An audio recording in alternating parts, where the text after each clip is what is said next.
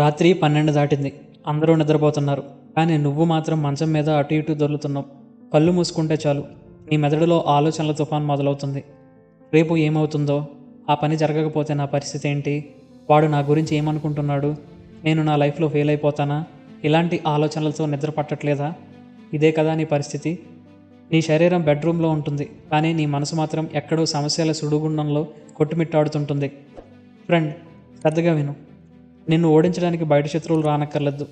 నీకు నువ్వే శత్రువుగా మారడానికి ఈ అతిగా ఆలోచించడం, ఓవర్ థింకింగ్ అనే ఒక్క అలవాటు ఉంటే చాలు. ఈరోజు మనం ఆ మానసిక జైలు గోడలను బద్దలు కొట్టబోతున్నాం. ఈ వీడియో మీకు 100లో ఒక్కరికైనా ఉపయోగపడుతుంది. చివరి వరకు చూడండి. అలాగే ఇలాంటి వీడియోస్ డే బై డే వస్తుంటాయి. ఛానల్ని సబ్స్క్రైబ్ చేసుకొని ఫాలో అవ్వండి. మనిషికి దేవుడిచ్చిన గొప్ప వరం ఆలోచన. కానీ అదే వరం పరిమితి దాటితే శాపంగా మారుతుంది. అసలు ఓవర్ థింకింగ్ అంటే ఏంటో తెలుసా? లేని సమస్యను ఊహించుకొని దానికి లేని పరిష్కారాల కోసం వెతుకుతూ ఉన్న ప్రశాంతతను కోల్పోవడం. నీకు ఒక విషయం అర్థం కావాలి. ఒక కారు ఉంది, దాన్ని స్టార్ట్ చేసి గేర్ వేయకుండా కేవలం రేసింగ్ ఇస్తూ ఉంటే ఏమవుతుంది? ఇంజిన్ వేడెక్కి సౌండ్ వచ్చి పెట్రోల్ అయిపోతుంది తప్ప కారు ఒక్క అంగుళం కూడా ముందుకు కదలదు. ఓవర్ థింకింగ్ కూడా అంతే. నువ్వు మంచం మీద కూర్చొని గంటలు గంటలు ఆలోచిస్తూ నీ మెదడును వేడెక్కిస్తున్నావు, నీ ఎనర్జీని ఖర్చు చేస్తున్నావు. కానీ జీవితంలో నువ్వు ఒక్కచోటే ఉంటున్నావు. ఒక్క అడుగు కూడా ముందుకు పట్టడం లేదు. మనం గతాన్ని మార్చలేం. జరిగిపోయిన దాన్ని తలుచుకొని ఏడవడం అంటే పగిలిపోయిన కుండను చూసి నీళ్ళు ఎందుకు ఆగడం లేదు అని అడగడం లాంటిది.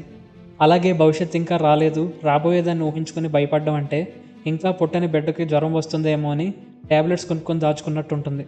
ఇది పిచ్చితనం కాకపోతే మరేంటో చెప్పండి. ఈ ఓవర్ థింకింగ్ అనే విషయం అర్థమయ్యేలా చెప్పడానికి ఒక పురాతన బౌద్ధ స్టోరీ చెప్తాను.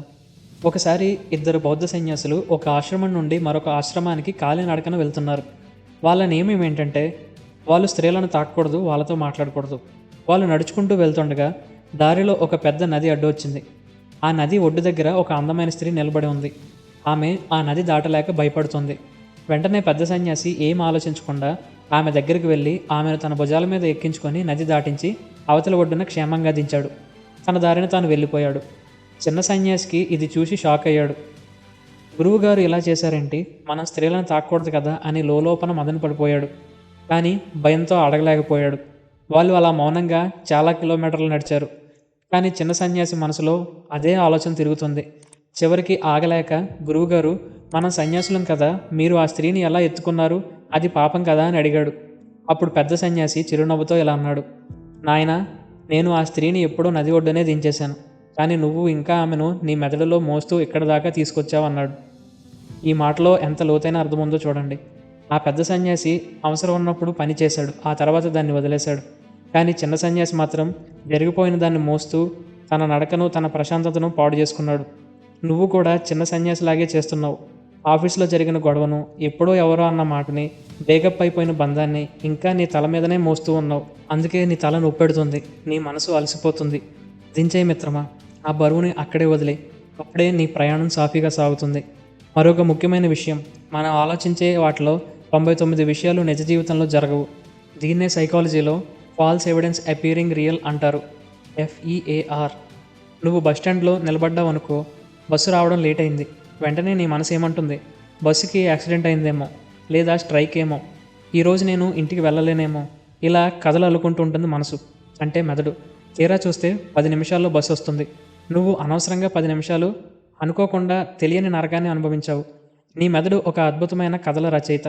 దానికి డ్రామా అంటే చాలా ఇష్టం. అందుకే చిన్న సమస్యను కూడా సినిమా రేంజ్లో పెద్దది చేసి చూపిస్తుంది. గుర్తుపెట్టుకో, నీ ఆలోచనలు వాస్తవాలు కావు. అవి కేవలం మేఘాల్లాంటివి, వస్తాయి పోతాయి. వాటిని పట్టుకొని వేలాడకు. సరే, ఇదంతా బాగానే ఉంది. ఈ ఆలోచన ప్రవాహాన్ని ఎలా ఆపాలి? మా వల్ల కావడం లేదంటారా? దానికి 3 పవర్ఫుల్ వేస్ ఉన్నాయి. ఫస్ట్ది యాక్షన్ మోడ్. ఇది బాగా గుర్తుపెట్టుకోండి. నువ్వు ఎప్పుడైతే పని చేయడం మొదలు పెడతావో అప్పుడే మెదడు ఆలోచించడం ఆగిపోతుంది. ఖాళీగా కూర్చున్నప్పుడే దెయ్యాలు బుర్రలోకి వస్తాయి. నీకు భయం వేస్తుందా? వెంటనే లేచి ఏదో ఒక పని చేయి. రూమ్ సర్దు, వాకింగ్ చేయి, లేదా పుస్తకం చదువు. బాడీ కదిలితే మైండ్ సెట్ అవుతుంది. రెండోది రైట్ ఇట్ డౌన్, అంటే రాసి పాడే. నీ తల బరువుగా అనిపించినప్పుడు ఒక పేపర్ పెన్ను తీసుకో. నీ బుర్రలో ఉన్న చెత్తంతా ఆ పేపర్ మీద రాయి. నీ భయాలు, నీ కోపాలు, నీ సందేహాలు అన్నీ రాసేయి. రాశాక ఆ పేపర్ని చించి చెత్తబుట్టలో పాడే, లేదా కాల్చేయి. నువ్వు దీన్ని నమ్మక్కర్లేదు, కానీ ఇది చేసిన వెంటనే నీ మనసులో ఏదో తెలియని ఒక రిలీఫ్ కలుగుతుంది. నీ ఆలోచనలకు ఒక రూపం ఇస్తే అవి నిన్ను భయపెట్టడం మానేస్తాయి. ఇక లాస్ట్ది రిటర్న్ టెక్నిక్, అంటే 5 4 3 2 1 నెంబర్ కౌంటింగ్. ఎప్పుడైనా అతిగా ఆలోచిస్తున్నావని అనిపిస్తే వెంటనే నీ ఆలోచనలు కట్ చేయడానికి వెనక్కి లెక్కపెట్టు. 5 4 3 2 1 అని లెక్కపెట్టి వెంటనే లేచి నిలబడి వేరే ఏదన్నా పని చేయి. ఇది నీ మెదడు యొక్క నెగిటివ్ ప్యాటర్న్ని కట్ చేస్తుంది. ఫ్రెండ్స్, చివరిగా ఒక్క మాట, జీవితం అనేది నువ్వు సాల్వ్ చేయాల్సిన ప్రాబ్లం కాదు, అది నువ్వు అనుభవించాల్సిన ఒక అందమైన అనుభూతి. రేపు ఏం జరుగుతుందో అని ఆలోచిస్తూ కూర్చుంటే ఈ రోజు నువ్వు హ్యాపీగా గడపలేవు. చావు అనేది ఏదో ఒక రోజు వస్తుంది, దాన్ని మనం ఆపలేం. కానీ భయపడుతూ బతకడం అంటే బతికొండగానే చనిపోవడం. ప్లీజ్, ఈ జైలు నుండి బయటికి రా, ఊపిరి పీల్చుకో, నవ్వు, ఒక్క క్షణం బతుకు. ఎందుకంటే నీకు గ్యారంటీగా ఉన్నది ఈ క్షణం మాత్రమే. ఆలోచించడం ఆపు, ఆనందంగా బతకడం మొదలుపెట్టు. ఫ్రెండ్స్, వీడియో ఎండ్ చేసే ముందు ఒక చిన్న రిక్వెస్ట్. మీకు ఈ వీడియో నచ్చితే కాక తప్పకుండా వీడియోని లైక్ చేయండి. ఇది అవసరం ఉన్న మరికొంతమందికి చేరుతుంది. అలాగే మన ఛానల్ ఇది స్టార్టింగ్ కాబట్టి సబ్స్క్రైబ్ చేసి సపోర్ట్ చేయండి. Thank you guys. జై హింద్.